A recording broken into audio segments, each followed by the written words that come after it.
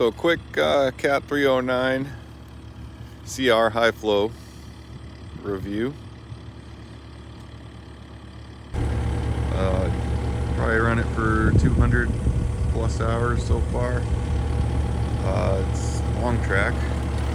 This is the same undercarriage as the 310. I don't know the exact length, but it's well past 8 feet. It's probably more like 10 feet. Pretty wide, real stable on the slopes.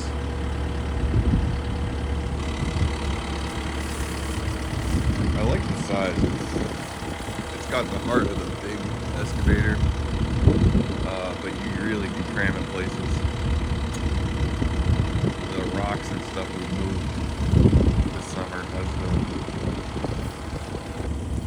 your auxiliary circuits here, being the high flow, your main auxiliary here.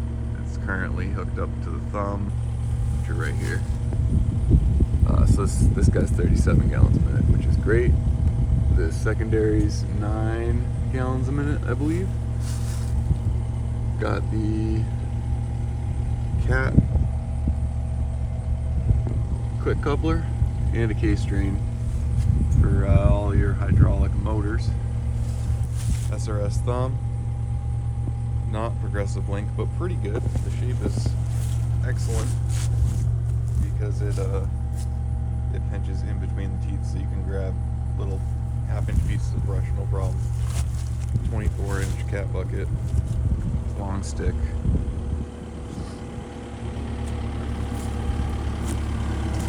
Dual pistons on the blade. Thing has some power onto the wheel motors in the rear here. Little counterweight bolted on it. Full-time camera. 12-volt system, I believe. Nice.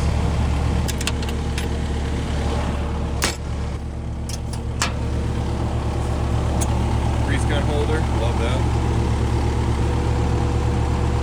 Got your, I think these are for a hammer. Somebody correct me if I'm wrong on that. But if you just want one-way hydraulic flow, I think that's the ticket.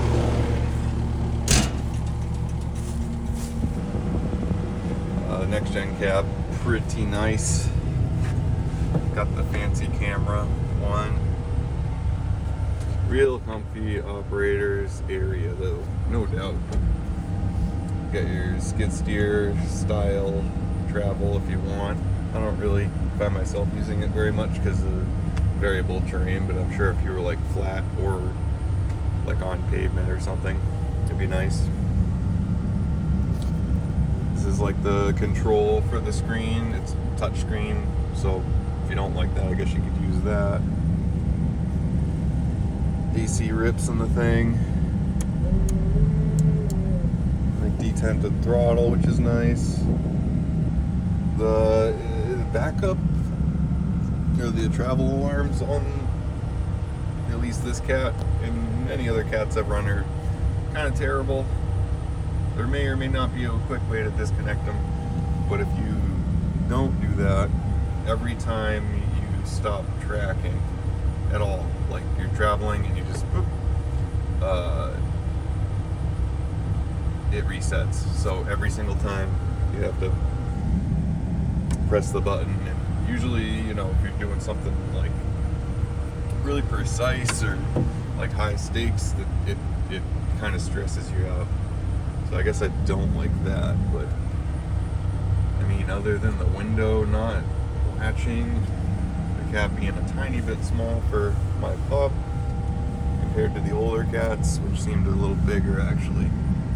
And then travel along, this thing is like Mint City. There's like endless AC vents on each side of you as well. Keeps you like really comfortable when the sun's beating in the cab. These armrests are adjustable, though I find I just like them down. Up and down toggles. And your auxiliary hold switch right there. So, you know, if you get spooled up and hold that for a while, it keeps whatever implement you have going on. Haven't run a forestry mower on this yet.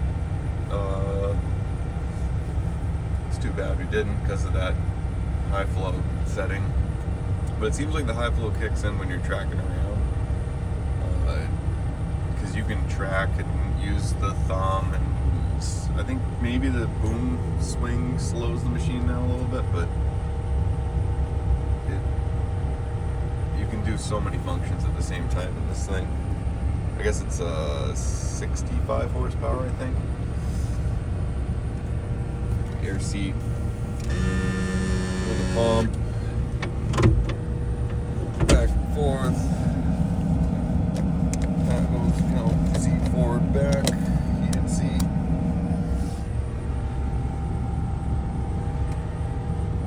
Window sliders, this one's pretty nice. The engine, this one's good for talking to folks.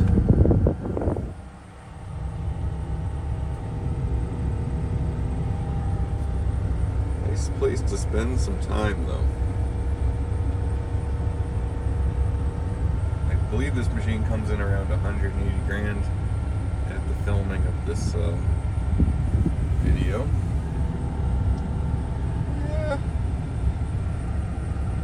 it's pretty nice. It's tricky though with depreciation. You can get an older 308 for say 50, 60, good deal, and it'll be a very similar machine. Figured I'd while I'm just tracking around here, kind of go through the screen for you real quick. Bluetooth.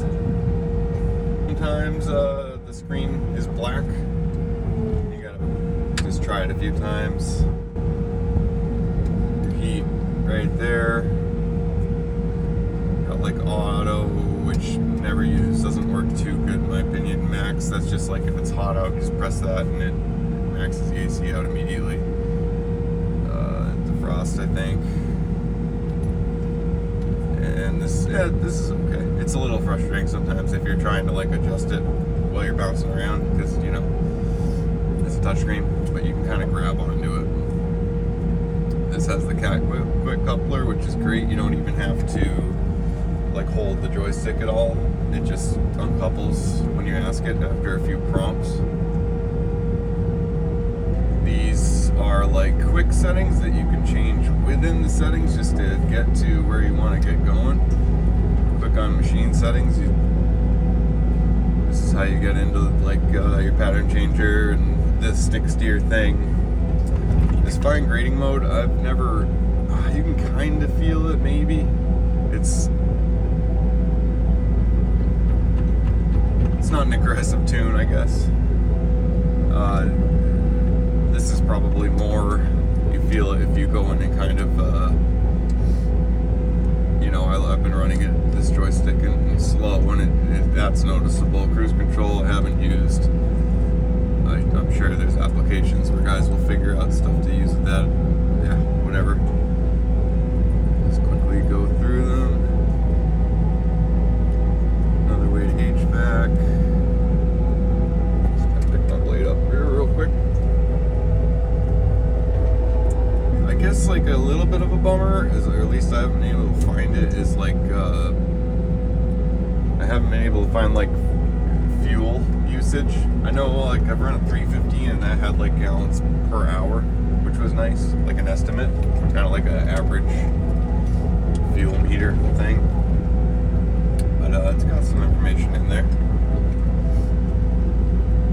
I guess real quick we can, they have this is where you like enable the continuous flow for this button. Auxiliary flow, just like on the older cats, you can control the sorry, I'm just going over some ledge here, don't want to slide. Ledge and slippery leaves going downhill.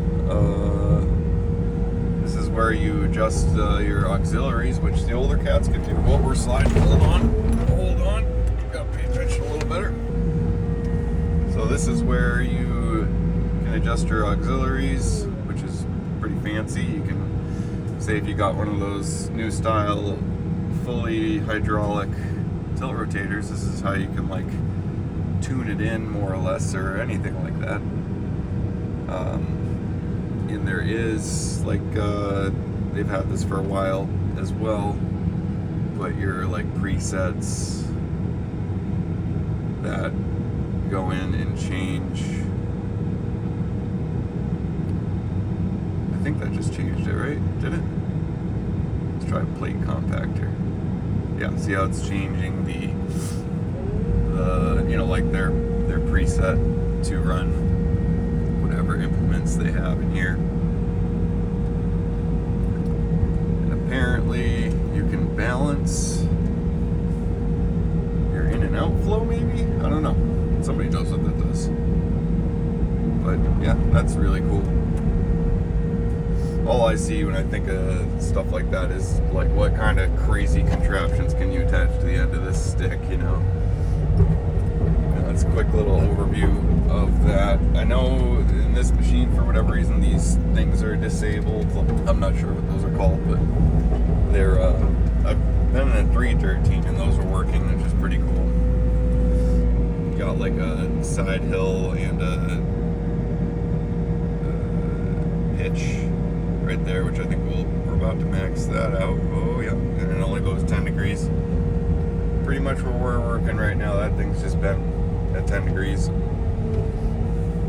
all summer. I think this machine we took to 24 degrees, which maybe doesn't sound that crazy, but boy, it felt okay up there. Probably the best I've felt in almost any excavator, honestly, on steep ground. So it's just like short, stout kind of bulldog feeling, you know, really planted. This is about what I'm seeing. Like visibility is like real nice in here because of the lower cowl there. You can see, you can almost see that track if you really look back there. You got a little slot you can see behind you.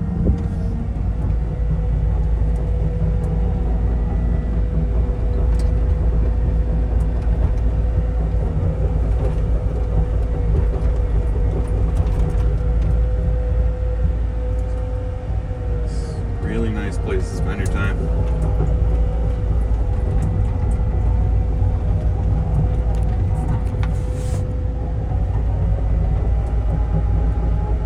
That's pretty impressive.